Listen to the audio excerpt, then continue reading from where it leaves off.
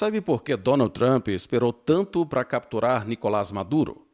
Trump poderia ter assassinado Maduro muito tempo atrás, mas escolheu esperar todo esse tempo para que seu exército pudesse capturá-lo vivo. Trump não quer Maduro morto. Do contrário, o poderio americano já teria cancelado o CPF de Maduro há bastante tempo. Ele precisa de Maduro vivo. E eu te conto agora o porquê.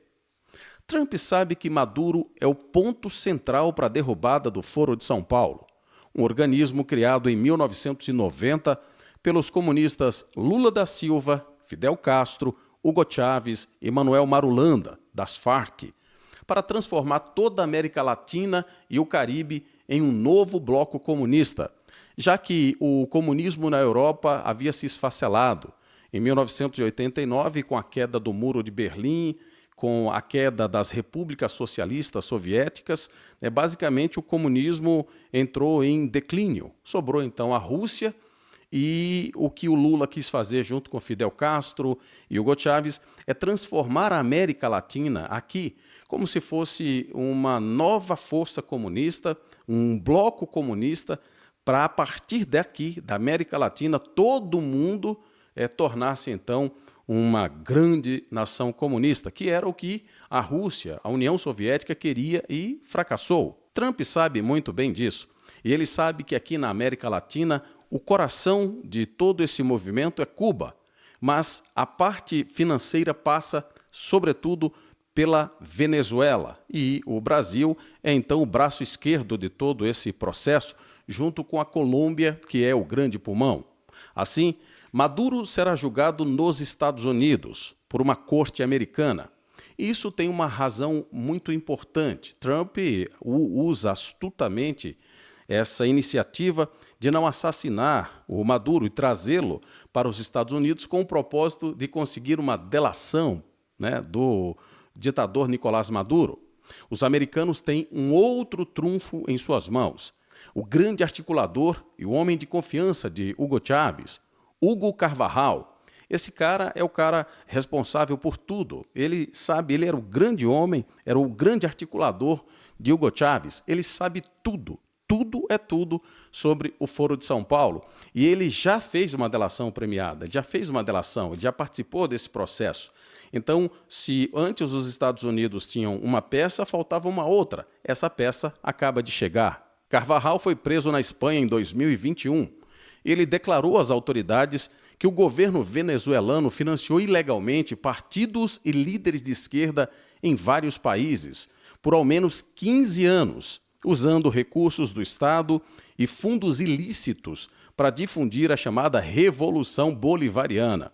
Entre os beneficiados, citou Lula, no Brasil, Néstor Kirchner, lá na Argentina, Evo Morales, na Bolívia, Fernando Lugo, no Paraguai, Ollanta Humala, lá no Peru, Manuel Zelaya, em Honduras, Gustavo Petro, na Colômbia, além do movimento 5 Estrelas na Itália e do Podemos, lá na Espanha. Carvajal foi extraditado para os Estados Unidos em 2023, onde responde a acusações de tráfico internacional de drogas, lavagem de dinheiro e colaboração com as Farc no contrabando de cocaína.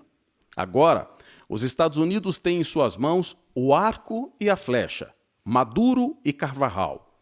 De agora em diante, os alvos serão identificados e o tempo de vida mansa de vários desses integrantes de esquema de lavagem de dinheiro, de tráfico de drogas, de tráfico de armas, de financiamento do movimento comunista pelo mundo, passarão a ter a oposição da maior potência mundial.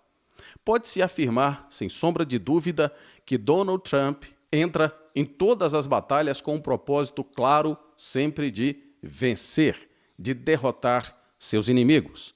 Portanto, todos esses nomes citados deveriam se preocupar, e certamente estão preocupados.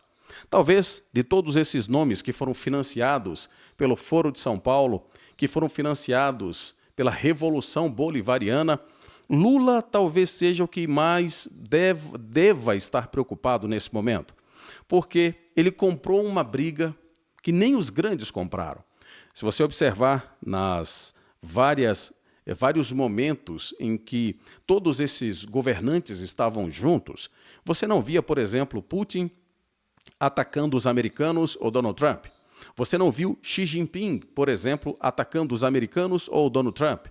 Você não viu nenhum outro líder, como por exemplo da Índia ou até outros líderes que são maiores do que o Brasil, né? Como por exemplo o próprio líder francês, Macron, enfim, nenhum desses comprava uma briga clara, direta com Donald Trump.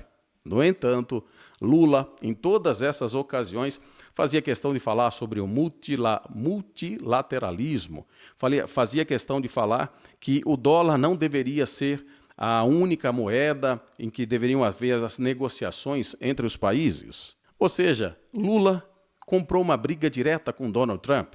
Apesar dessa última negociata que foi feita, em que o Lula entrou com o caneco e o Donald Trump entrou com a outra parte, apesar disso, quem conhece Donald Trump sabe que ele nunca entra para perder. Quem conhece Donald Trump sabe muito bem que em todas as suas batalhas ele sempre entra para ganhar.